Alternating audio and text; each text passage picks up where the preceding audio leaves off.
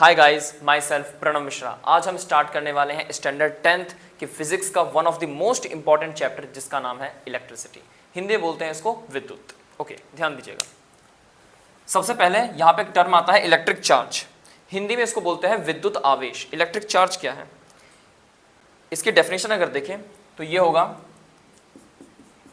It is a fundamental property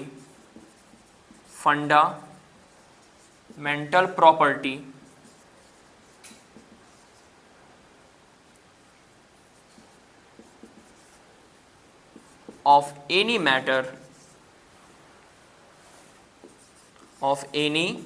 matter due to which it gets positive और negative nature. इसका मतलब क्या है? इसका मतलब ये एक फंडामेंटल प्रॉपर्टी है, एक मौलिक गुण है। किसका?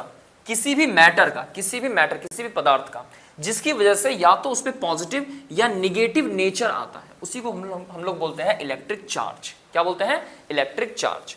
चार्ज का यूनिट क्या होता है? कूलाम्ब। ठीक है। जैसे इलेक्ट्रॉन क्या है? एक निगेटिव चार्ज है। ठीक है। इलेक्ट्रॉन की वैल्यू क्या होती है? जैसे हम अगर कहें कि SI यूनिट ऑफ चार्ज का SI यूनिट क्या है? हमारे पास है कूलाम्ब। ओके। एग्जाम्पल में इलेक्ट्रॉन्स, करंट किस वजह से फ्लो करता है? इलेक्ट्रॉन्स के प्रेजेंस के कारण। किसी भी मेटल में इलेक्ट्रॉन प्रेजेंट है तभी करंट उसमें फ्लो करता है। तो चार्ज ऑफ इलेक्ट्रॉन कितना होता है? 1.6 इंटू 10 की पावर -19 कूलाम। कितना होता है? 1.6 इंटू 10 की पावर -19 कूलाम। जो ये चार्ज है ये भी दो कैटेगरीज में डिवाइड है। One is positive charge and another one is negative charge.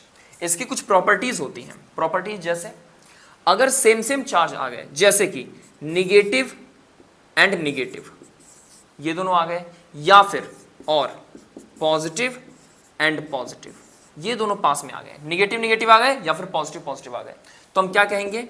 Same charges ripple each other. यानी जो सेम चार्जेस होते हैं वो हमेशा एक दूसरे को धक्का देते हैं। क्या करते हैं? धक्का देते हैं, रिपल करते हैं, दूर हटाने की कोशिश करते हैं।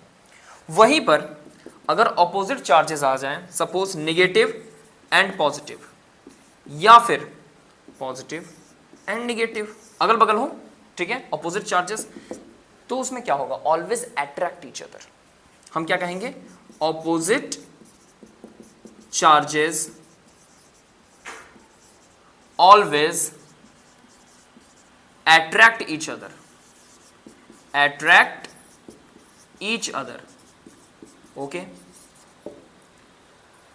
ये इंपॉर्टेंट टर्म था। नेक्स्ट, अब किसी भी मेटल में करंट फ्लो करता कैसे है? जब उसमें इलेक्ट्रॉन्स फ्लो करते हैं। ठीक है। तो इलेक्ट्रिक करंट एक टर्म आता है। क्या आता है? इलेक्ट्रिक करंट, जिसको बोलते हैं विद्युत का प्रवाह।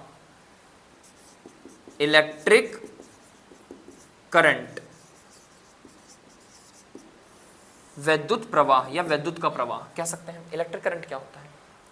The rate of flow of charge per unit time. एक निश्चित समय में कितना चार्ज फ्लो कर रहा है उसी को करंट बोलते हैं। क्या कहेंगे? The rate of flow of charge per unit time.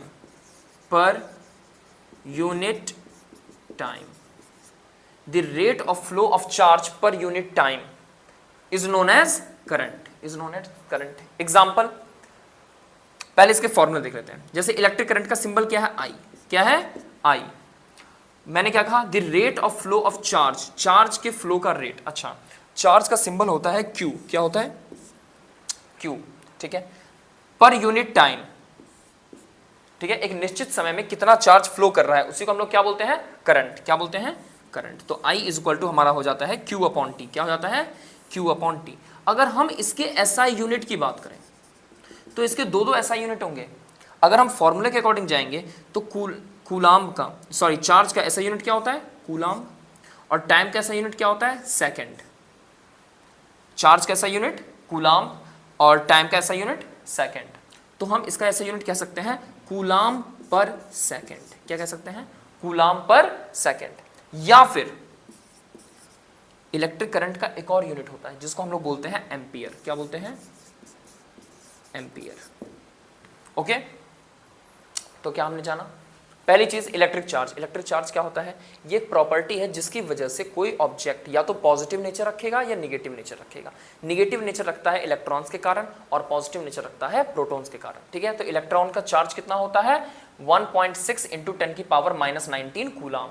अच्छा, ये कूलाम क्या है? ये चार्ज का यूनिट है। क्या है? चार्ज का SI यूनिट, जिसको बोलते हैं हम लोग कूलाम। अच्छा, अगर सेम चार्जेस आ जाएंगे तो हमेशा एक दूसरे को रिपल करेंगे, यानी धक्का देंगे।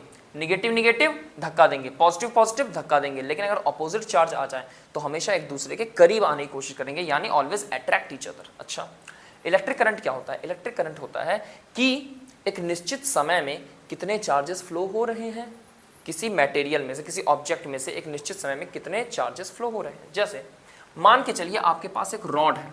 क्या है? रॉड।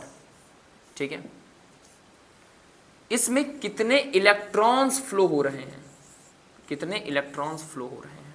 ठीक है, ये तो बताता है करंट। और एक इंटरेस्टिंग चीज होती है कि अगर करंट, मान के चलिए electron left to right flow कर रहे हैं। कहां? Left to right. तो करंट फ्लो करेगा राइट टू लेफ्ट, यानी चार्ज के डायरेक्शन, चार्ज का डायरेक्शन और करंट का डायरेक्शन ऑलवेज ऑपोजिट होता है, एक दूसरे का कैसा रहता है? विपरीत। ठीक है, चार्ज फ्लो कर रहा है लेफ्ट टू राइट तो करंट फ्लो करेगा राइट टू लेफ्ट। ओके, तो यहां पे अगर मान के चलिए एक निश्चित समय में 10 इलेक्ट्रॉन फ्लो कर गए इस मटेरियल में से, इस मेटल में से एक निश्चित समय में 10 इलेक्ट्रॉन फ्लो कर गए और हमसे पूछ रहा है कि इसमें चार्ज कितना आया।